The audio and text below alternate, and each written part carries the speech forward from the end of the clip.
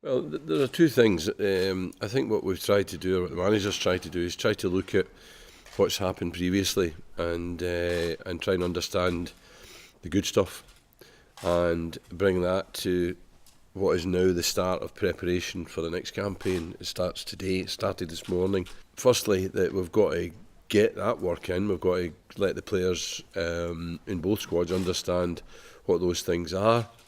We've also got to look for some new stuff to start to implement and to integrate into the way we're doing things, to improve on what went before.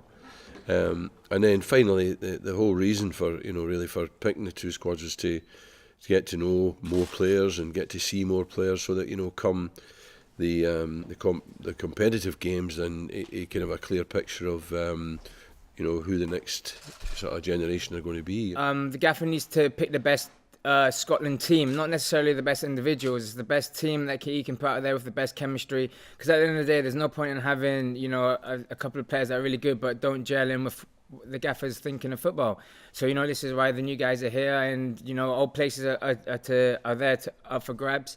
And you need to make sure that you're doing well personally, and that you can go into the gaffer's method of thinking.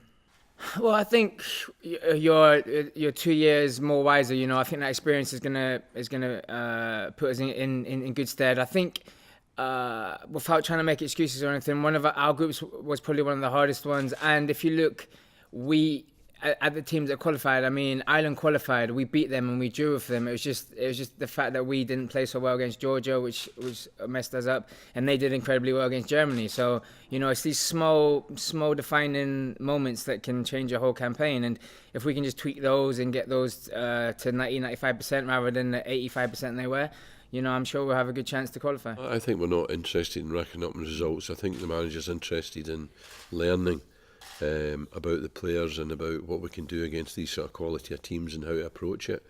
We